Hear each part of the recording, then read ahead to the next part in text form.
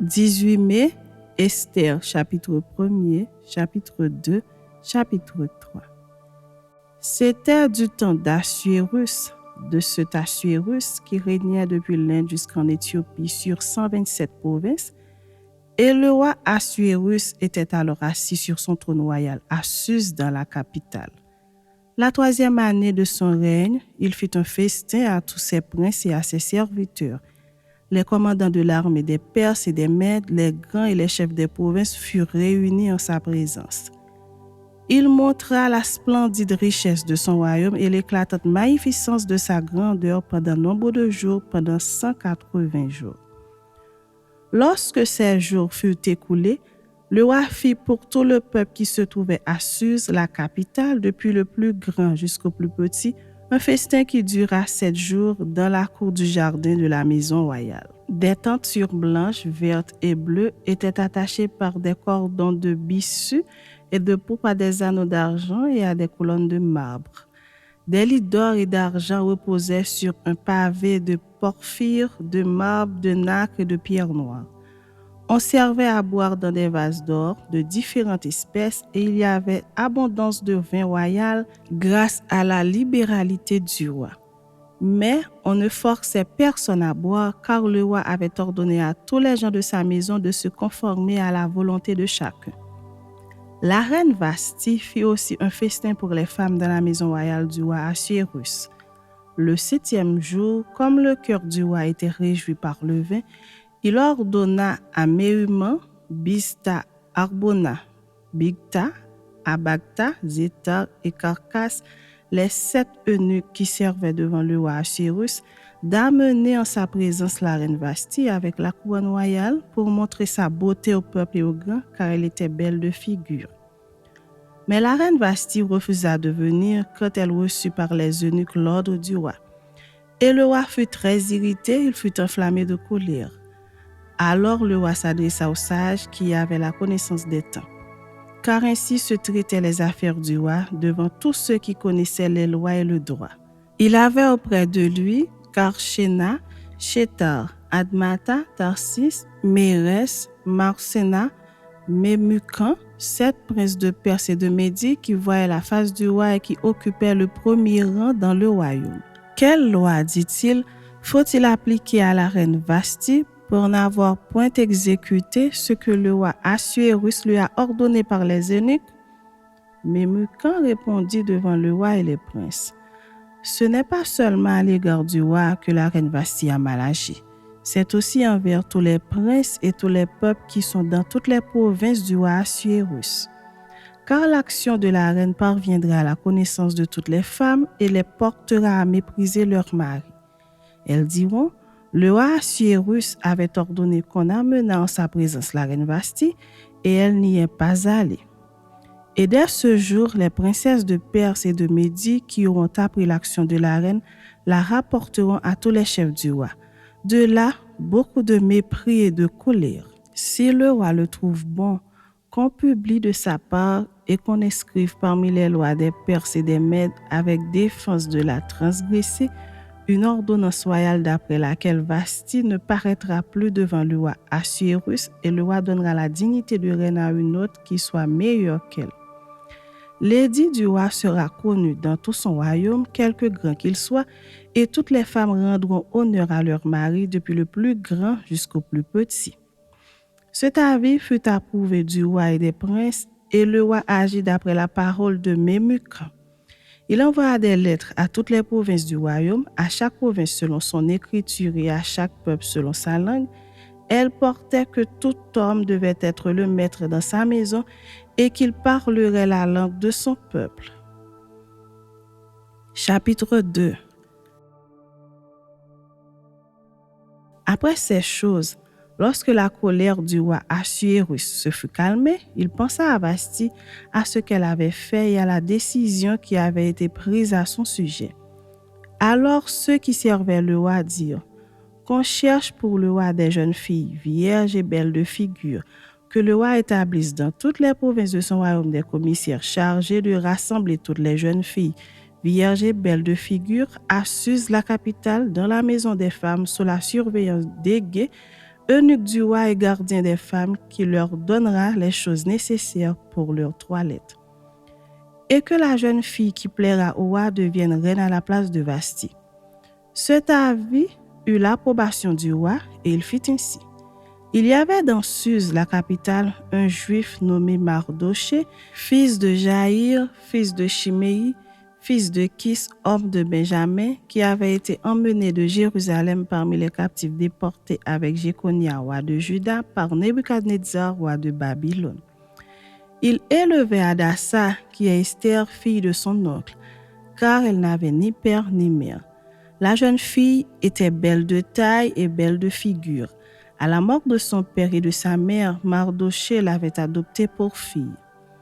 Lorsqu'on eut publié l'ordre du roi et son édit, et qu'un grand nombre de jeunes filles furent rassemblées à Suse, la capitale, sous la surveillance d'Hégaï, Esther fut aussi prise et conduite dans la maison du roi sous la surveillance d'Hégaï, gardien des femmes. La jeune fille lui plut et trouva grâce devant lui.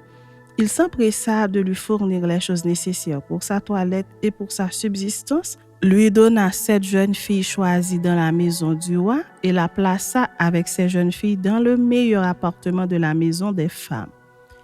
Esther ne fit connaître ni son peuple ni sa naissance, car Mardoché lui avait défendu d'en parler. Et chaque jour, Mardoché allait et venait devant la cour de la maison des femmes pour savoir comment se portait Esther et comment on la traitait. Chaque jeune fille allait à son tour vers le roi Assuérus après avoir employé 12 mois à s'acquitter de ce qui était prescrit aux femmes. Pendant ce temps, elles prenaient soin de leur toilette 6 mois avec de l'huile de myrrhe et 6 mois avec des aromates et des parfums en usage parmi les femmes. C'est ainsi que chaque jeune fille allait vers le roi. Et quand elle passait de la maison des femmes dans la maison du roi, on lui laissait prendre avec elle tout ce qu'elle voulait.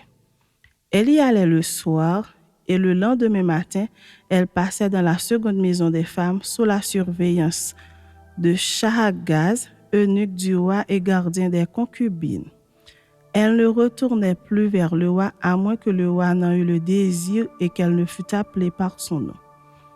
Lorsque son tour d'aller vers le roi fut arrivé, Esther, fille d'Abichaïl, oncle de Mardoché qu'il avait adopté pour fille, ne demanda que ce qui fut désigné par Hégaï, eunuque du roi et gardien des femmes.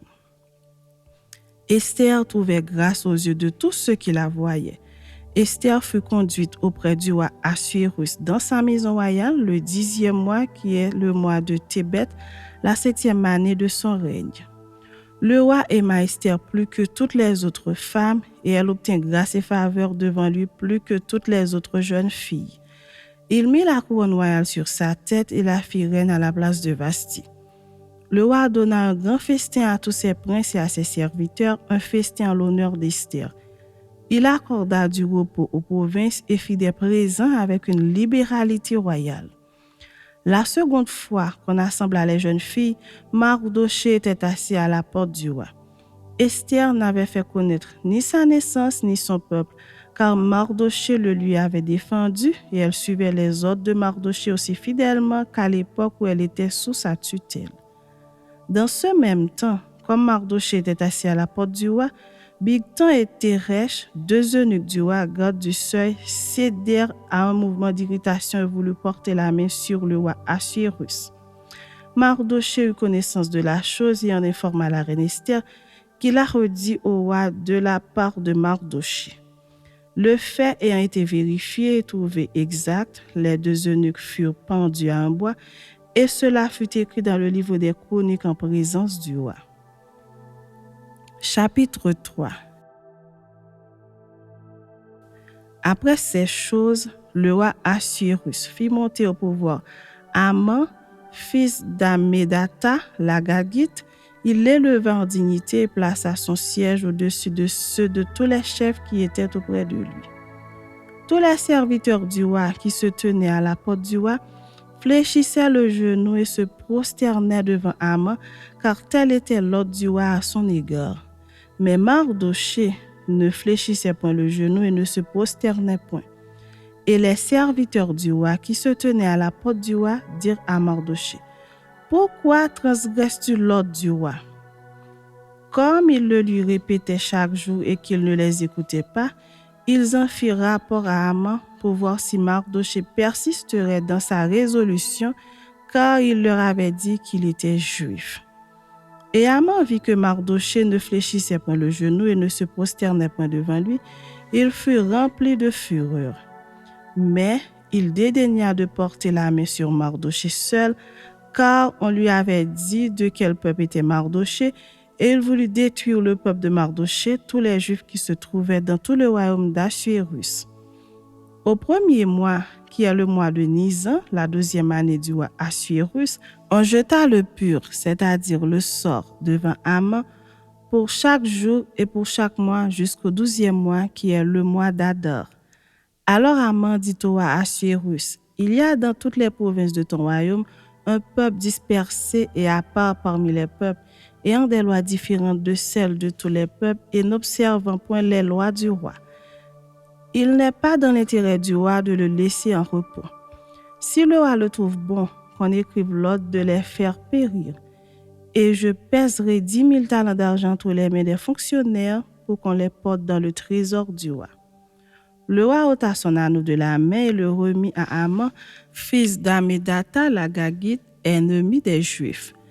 Et le roi dit à Haman, « L'argent t'est donné et ce peuple aussi. Fais-en ce que tu voudras. » Les secrétaires du roi furent appelés le 13e jour du premier mois, et l'on écrivit, suivant tout ce qui fut ordonné par Haman, au satrape du roi, au gouverneur de chaque province et au chef de chaque peuple, à chaque province selon son écriture et à chaque peuple selon sa langue. Ce fut au nom du roi Assuérus que l'on écrivit et on scella avec l'anneau du roi. Les lettres furent envoyées par les courriers dans toutes les provinces du roi pour qu'on détruisît, qu'on tuât et qu'on fît périr tous les Juifs, jeunes et vieux, petits enfants et femmes, en un seul jour, le 13e du 12e mois, qui est le mois d'Adar, et pour que leurs biens fussent livrés au pillage. Ces lettres renfermaient une copie de l'édit qui devait être publié dans chaque province et invitaient tous les peuples à se tenir prêts pour ce jour-là. Les courriers partirent en toute hâte d'après l'ordre du roi. L'édit fut aussi publié dans Suse, la capitale, et tandis que le roi et Haman étaient à boire, la ville de Suse était dans la consternation.